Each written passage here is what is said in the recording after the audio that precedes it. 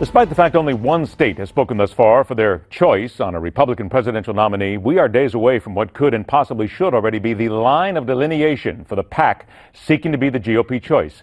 Mike Huckabee left a few days ago. Rand Paul is the latest to fade away. Rick Santorum out today. And maybe New Hampshire should be the culling point for several more if Republicans are serious about not splitting the party any further. That and a whole lot more. Our guest is the chairman and president of Citizens United, the sometimes controversial group that still remains dedicated to restoring government to the control of the people, David Bossie. David, it's a pleasure to get a chance to talk to you again, and we come today with two now leaving the GOP PAC, Rand Paul, Rick Santorum. Later in the day, both said that they are done. But is this not where we need to be now, David, the necessary line? We've got to start the Republican Party, that is, winnowing down these people and getting down to some serious ideas of whom is going to contend in November. Sure. Look, Ed, it is terrific that we are where we are today. First of all, I congratulate Mike Huckabee, Rick Santorum, and Rand Paul. They all are good friends of mine, people that I've worked with for many, many years, and I look forward to working with them on creating a better America and a better opportunity for our children in years to come. Now, those folks, along with Ted Cruz, Ben Carson, and Donald Trump, all made up about 65 to 70% of the vote in Iowa. That is the anti-establishment vote, if you will. And that is an exciting thing for conservatives across America. So let me stop you there if I can, David, because I want to bring something in here. You mentioned names. You didn't mention Marco Rubio's name, and then you used the word establishment right after that. Marco Rubio finished third, and there are people right now saying that he is, you may think that it's a bad thing to be called establishment, but a lot of people out there say he's the only one that's really electable at this point, and if the Republicans want to rule the roost, he's the guy to make it happen. Why'd you leave him out?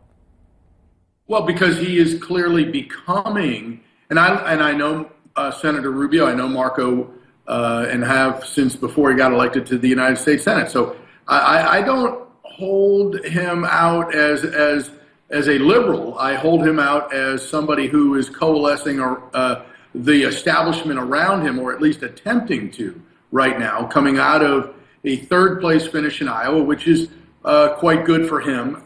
It puts him in a position to do well in New Hampshire and then again in South Carolina, and that's really what he's hoping for. Governor Christie, Governor Casey, Governor Bush, all part of the establishment wing of the party, all are staying in through New Hampshire, it looks like, which is a good thing for conservatism because they split that vote up and will weaken potentially Marco Rubio coming out of New Hampshire. So let me ask this if I can, because I'm short on time and I still have a couple of questions here. I only got 2 minutes left here. Is it possible, in your opinion, to be an establishment candidate like Marco Rubio, get into office, and then still help bring the power back to the people at some stage? Boy, here's the deal. You're focused on Marco Rubio. He came in third. That's nice. Okay. But I can tell you right now, Ted Cruz and Donald Trump are change agents. Those are the two candidates who are most likely to do very well in New Hampshire and again in South Carolina. I'm looking forward to one of them being the nominee because that's the change agent we need. Those are the change agents we need to really break apart the Washington cartel. Those people in Washington who don't listen to the American people, who really don't care what we, the people, say. They do what they want, what benefits them and their crony friends. That's very fair. He won't be as bad. Don't get me wrong. He will not be terrible. But will he be an active change agent? That's what I think we would have to work on. It's a very fair cop that you bring up here. I'm just fascinated by the establishment side of things and all this that's going on as we move into New Hampshire. 60 seconds left. Hillary Clinton emails released, 22 unreleased that contain top secret information. We're talking about operational intel here. Come on, David. In your opinion, why is this woman not in an orange jumpsuit? Yeah, she really needs to be, right? I mean, look, she'll do or say anything to win power, to win the presidency, but she'll also do and say anything to stay out of jail. So look, they've lied throughout their entire careers. Bill and Hillary Clinton, the way that the Clinton machine operates. Look at the Democrat Party coalescing around her when you have this socialist Bernie Sanders literally tying her in Iowa. What an embarrassment for the Democrat Party.